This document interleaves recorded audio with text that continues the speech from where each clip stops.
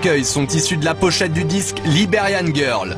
Comme dans le clip de cette chanson, Michael Jackson est-il en train de faire croire à sa disparition alors qu'il est derrière la caméra? À la mort de Michael Jackson, en juillet 2009, le monde entier suit une à une les images du décès de la star. Une médiatisation à outrance qui va faire naître une étrange théorie. Michael n'est pas mort, les fans sont catégoriques. La disparition de leur idole a été montée de toutes pièces, comme le démontreraient certaines phrases de son entourage. Y a-t-il des lapsus révélateurs? Nous étions là, juste là, avec Michael, il y a à peine une semaine. Et pourtant, Michael Jackson était mort 2 semaines avant cette cérémonie. À la sortie de This Is It, Kenny Ortega continua ses étranges lapsus. Quand vous étiez en train de choisir, quelles images utiliser? Quelle était votre méthode? Tous les matins, j'emmenais Michael avec moi dans la salle de montage. Et on essayait de penser à ce que voudraient voir les fans dans ce film. Pourtant, les images de This Is It n'ont jamais eu vocation à être montées pour le cinéma. Alors comment Michael Jackson aurait-il pu assister à ce montage? Et enfin, ces étranges témoignages de Frank DiLeo, le producteur de Michael Jackson, au présent, comme si Michael n'était jamais mort. Michael Jackson a toujours fait ce qu'il voulait. Vous vouliez voir Michael? Vous veniez. Michael est-il disponible? Vous veniez. Même chose aujourd'hui. Vous voulez voir Michael? Vous venez.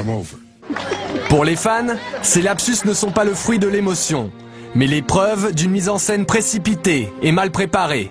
Les adeptes de la conspiration sont catégoriques, Jackson et ses complices sont en train de manipuler les images de la mort du King. Une passion pour l'illusion que la pop star aurait toujours su pratiquer. Michael manipule-t-il les images?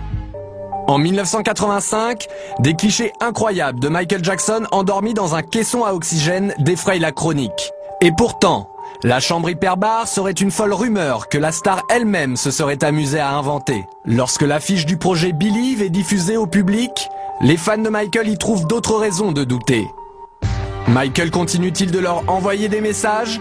C'est ce que leur évoque l'inspiration du spectacle Believe, proche des contes favoris de Michael Jackson, comme Le Magicien d'Oz, l'incroyable histoire d'un magicien manipulateur dans lequel Michael Jackson a joué aux côtés de Diana Ross. Et enfin des coïncidences troublantes entre de célèbres affiches du King of Pop et celles de cet étrange spectacle de magie. La vérité se cache-t-elle derrière Believe? Les fans veulent y croire et y voir une fois encore un signe de Michael Jackson. Julie Boisvert est l'une d'entre eux. Qui est Julie Boisvert?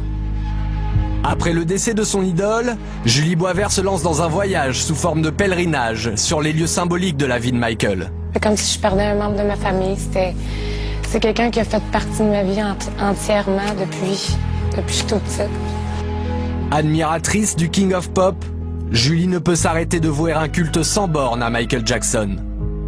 À tel point qu'elle décide de mener l'enquête, analysant les circonstances autour de cette disparition soudaine et faisant naître le doute sur Internet, à travers un montage vidéo précis et inquiétant. Michael Jackson aurait-il pris les traits d'une autre personne? Les proches de Michael sont catégoriques.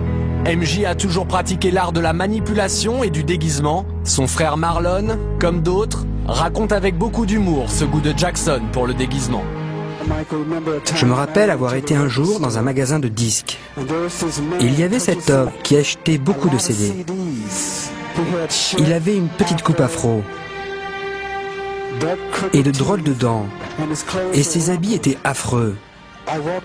Je me suis approché de lui et je lui ai dit « Michael, qu'est-ce que tu fais dans ce magasin ?» Face à cette fascination de Michael pour la transformation, de nombreux blogs relayent une étrange rumeur. La star continuerait d'apparaître en public, systématiquement déguisée pour pouvoir observer ses proches et sa famille depuis sa mort, et notamment le jour de son propre enterrement. Le doute sur la mort de Michael serait donc encore possible, alors quand apparaît sur le réseau social MySpace un étrange personnage nommé Dave Dave, les fans n'en croient pas leurs yeux. Dave Dave serait-il Michael Jackson? En 1983, un enfant nommé Dave Dave fait la une des médias. Victime d'un incendie criminel perpétré par son propre père, l'histoire de Dave Dave va émouvoir Michael Jackson. La star lui jure alors une amitié éternelle. J'ai senti une main se poser sur mon épaule et je me suis retourné. c'était Michael. Et vous savez quoi, Larry?